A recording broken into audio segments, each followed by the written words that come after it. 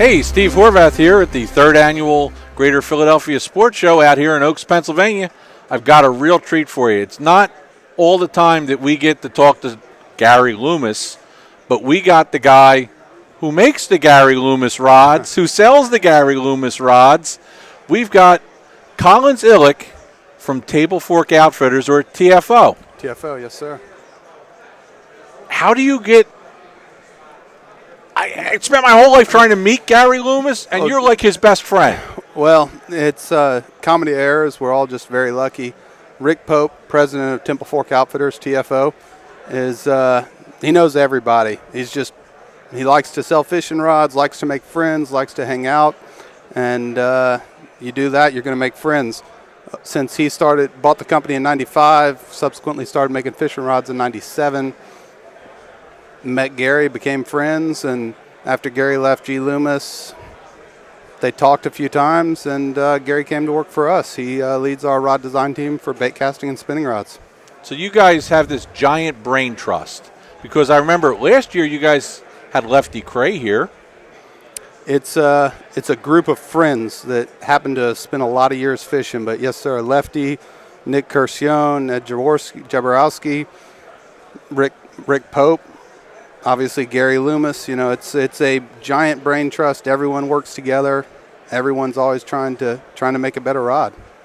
A group of friends. If I had a group of friends like that, I wouldn't be here. We were at a show a few years ago, and someone said it's like learning to hit at the Major League Baseball Hall of Fame. Exactly.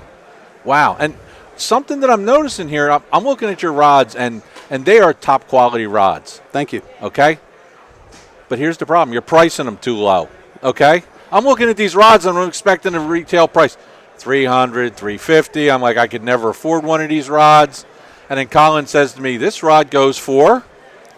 Most of our Gary Loomis lines either retail price $99.95 or $149.95. It's fair market value. It's we're making a profit, dealers making a profit, consumers getting a good rod.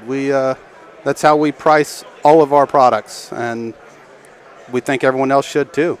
And if I can use this word, these rods are sexy. Okay, these are. My wife pretty. resents it when I call them that, but they are sexy. See, you know it too. I do. You kind of feel cooler holding them, and fishing tackle's cool, and that's why we all do what we do. But they are high performance fishing rods. There's no secret graphite, no secret resin, It's flag patterns, it's fundamentals, mandrels, guide placement, guide size, weight. All of that comes into play. You got to understand it all, and you can make a good fishing rod. Right, You know? and these are rods designed by a guy that fly fishes. They're designed by a guy that fishes noodle rods. They're designed by guys that fish bass rods and striper rods and actually know about it. It's not some guy in a laboratory that says, this should be good for bass. Let's stamp that on it. You know, I grew up in Texas, fishing Texas, fly fishing in the West, and there are just so many techniques of fishing. I didn't understand half of them, you know, just in the lower 48. And we get calls, and I get so educated by our consumers, you know, centerpin fishing. 5 years ago, I didn't know anything about centerpin fishing, right. You know, and it's just you want to make the rod, you got to find the expert. Mm-hmm. That's kind of our philosophy. We're going to find an expert in it, and we're probably going to be friends with him, and we're going to make a good rod. You know, right. That's what we want to do. We're not going to make a rod, say, oh, you need a centerpin rod? Okay, we're going to read about it, we're going to figure it out, and we're going to go find somebody that we don't know to make the rod, and then we're going to try to sell the rod. Not how it happens. Our fingerprints are all over the rods from start to finish, and they start with someone who understands what we're trying to achieve in the end. Right. Now, I had a couple of your rods in my hand. They're light. They're not like a brick. And I noticed that again, when it comes to design, modern design, 4 gripless rods a lot of times. That saves on weight and things like that. It does a little bit. It's inconsequential weight because that's the weight close to your grip. Mm-hmm. The important weight does deter performance in fishing rods. The important weight is the weight closer to the tip, the top half of the rod, the farthest half from you. Half that's in your hand, it might make sense to make the wall a little bit thicker on the graphite. It might make sense to use a bigger guide. It might make sense to use a full grip. But that top half has to be light. Light. Weight deters performance. And if you just weigh a whole fishing rod, you're not getting the right information. You need to know what the top half weighs, what the top half's doing. Because as you start to, if you're cutting weight back here but adding weight away from you, you can't feel a strike. You can't do anything. That top half has to be light. Honestly, the split grip thing, it does save weight. The end run is that cork is getting harder and harder and harder to get, consistently graded cork. And you're not going to see it forever, unfortunately. Cork is the best material for a fishing rod grip, but it's going to go away. So it's you're saving a half ounce there, but it's inconsequential savings. It's the top half where that savings really matters. I like the sexiness of it. It's cool.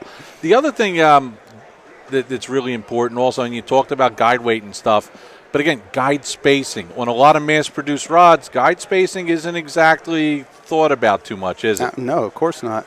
It's you have to be able to roll a consistent blank, which means consistent pressure on the mandrel with your flag pattern and consistent resin with a consistent temperature. Everything has to be constant, and then everything's the same. If you have any variable, the more variables you have, every guide spacing will be different. Right. If you can keep it consistent from start to finish, once you figure out the right way to do it one time, you got it. You keep checking it because you go fishing. You run into a problem, you fix it.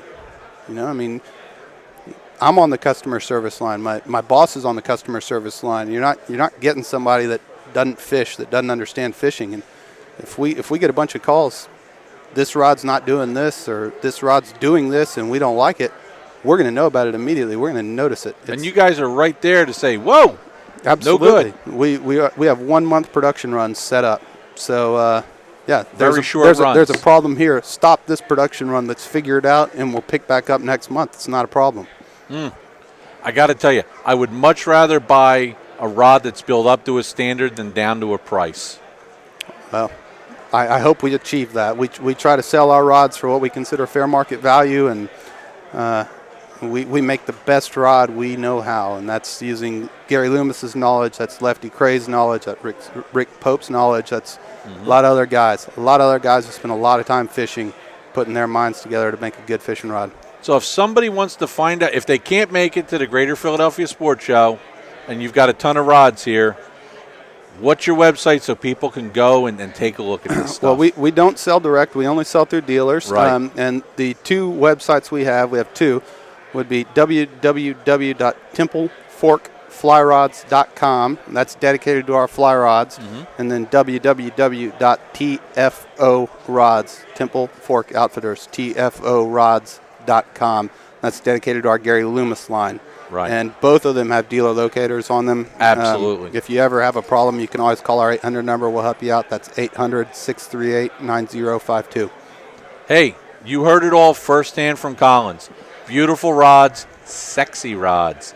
Coming to you from the 3rd Annual Greater Philadelphia Sports Show, I'm Steve Horvath. Collins, thank you for coming in. Thanks a lot for having me.